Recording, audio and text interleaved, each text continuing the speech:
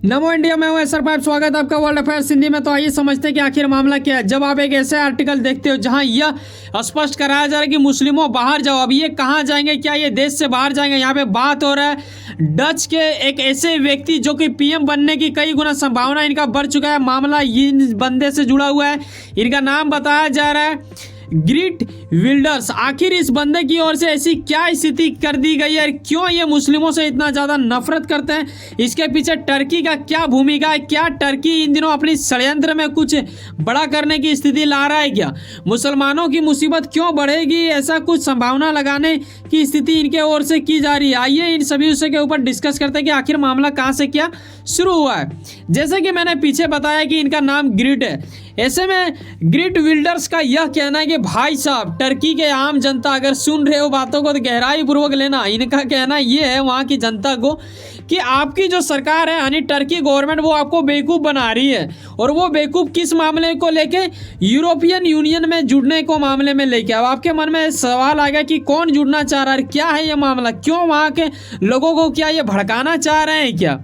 Erdogan जो कि वहाँ के राष्ट्रपति हैं, आपको पता होना चाहिए टर्की मुस्लिम कंट्रियों का एक तरह से बोला जाए तो इनका एक अच्छा भूमिका है उसमें, तो कहीं ना कहीं ये भी एक टारगेट के अंतर्गत आ जाते हैं। लेकिन बीच में क्या होता है कि आज ही के डेट का आप एक आर्टिकल देख रहे हो जो शायद ही 1-2 घंटा पहले ये अपलोड हुआ है। ऐसे में यह स्पष्ट कराया जा रहा है कि टर्की बहुत जल्द ऐसा शायद कुछ कर दे सप्ताह भर में कि भाई साहब स्वीडन का एक तरह से नेटो में एक तरह से आप बोलो कि ये काफ़ी जद्दोजहद प्रयास कर रहे हैं कब से जुड़ाव रखने के लिए, लेकिन कहीं ना कहीं कुछ चीज़ों की बाधा बन रहा है। ऐसे में टर्की का क्या इसके पीछे षड्यंत्र है ये जानने वाली बात होगा। लेकिन उससे पहले इनका पहले का चाल भी जान लो। ये है क्या कह रहे हैं कि भाई साहब टर्की तो इधर एशिया की साइड तो आ ही जाता है, ठीक है, मिडिल ईस्ट में तो ये आ ही रहा है, कई सारे देशों को टच कर ही रहा है। लेकिन इनका ये भी कहना है कि क्यों ना हमें यूरोप यूनियन में जोड़ लिया जाए, और इसके लिए वर्षों से प्रयास कर रहे हैं। कितना वर्षों से ये राह देख रहे हैं ये जानोगे तो आप तंग रह जाओगे।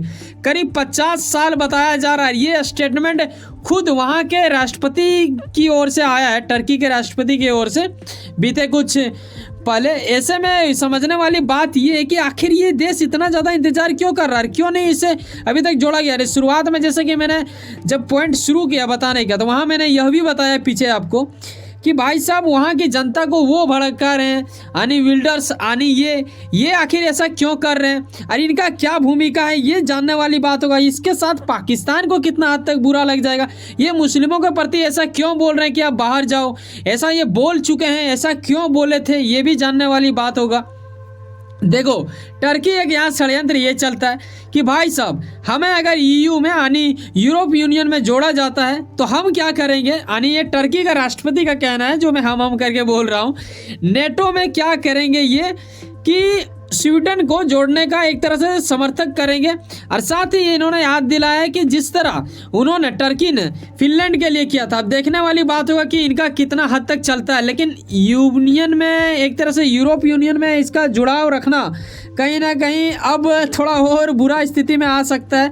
हालांकि आपको मैं ये आर्टिकल भी दिखा दूंगा जहाँ पे नेटो की यहाँ पे जिक्र किया गया था, और साथ ही आप देख सकते हो कि ईयू का भी जिक्र किया गया था जो कि यूरोप यूनियन में ये जुड़ने के लिए काफ़ी प्रयास कर रहे हैं। 50 साल से ये राह ही तक रहे हैं। ऐसे विषय में गंभीरतापूर्वक समझने वाली बात होगा। लेकिन क्योंकि इनका कई गुना संभावना अधिक आ चुका है बढ़ने वाली कि यही बनेंगे अब यहाँ के नए पीएम, तब समझो जरा सवाल यहाँ ये आना चाहिए कि अगर ये पीएम बन जाएंगे, ये जब पीएम नहीं थे सांसद थे सिर्फ, उसी टाइम ये टर्की के लिए इतना ज़्यादा मतलब क्रोध दिखाते थे, ऐसा कुछ बोलते थे मुस्लिमों के प्रति। जब इनके हाथ में पावर आएगा तो अब अंदाज़ा लगाओ कि ये किस हद तक उन पावर का यूज करेगा, ऑन करेगा।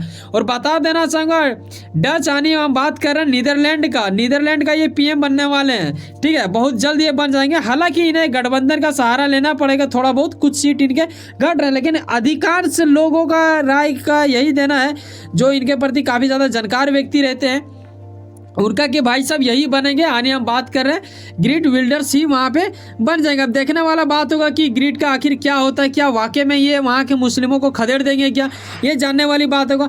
देखो कोई भी नेता जब कोई चीज़ कहता है ना तो उसके पीछे कुछ कहानी होती है, बिना लॉजिक का कोई चीज़ रखा नहीं जाता है।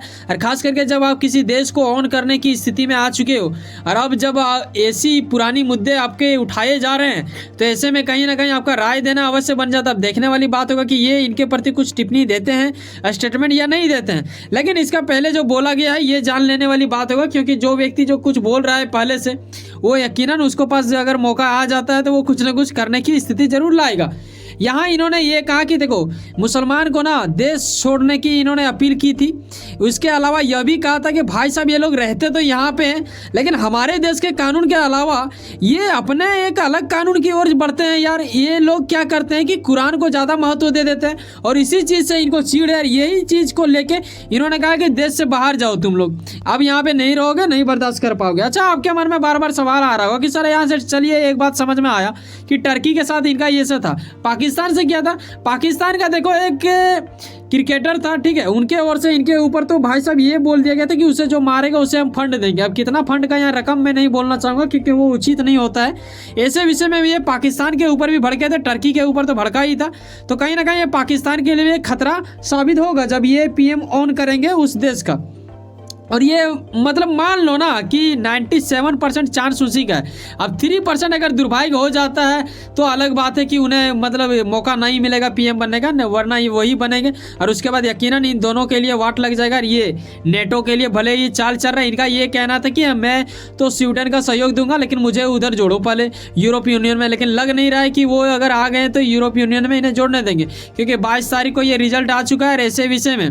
अब ये आगे प्रक्रिया होकर बहुत जल्द किसी एक को सत्ता वो मिल जाएगी। और अगर उन्हें मिलता है तो ये यकीनन आप मान लो कि इनके लिए बहुत बड़ा प्रॉब्लम क्रिएट हो सकता है।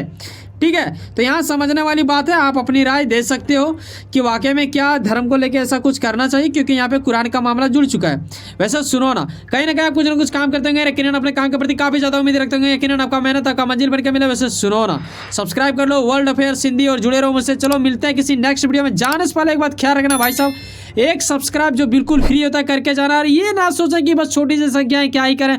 बताना चाहेंगे अगर वाकई में आपको लगता है कि हमारे अंदर वो गुणवत्ता है, और आने वाले दिनों में मैं आपको आश्वासन देना चाहूँगा कि ये संख्या तेजी गति से बढ़ता जाएगा। और अगर आप आज ही सब्सक्राइब करके रहते हैं तो यकीनन आप उस फैमिली का हिस्सा होंगे। ये आपके लिए भी और हमारे लिए भी एक गर्व की बात है। मिलते हैं किसी नेक्स्ट वीडियो में। बाय, जय हिंद, जय भारत।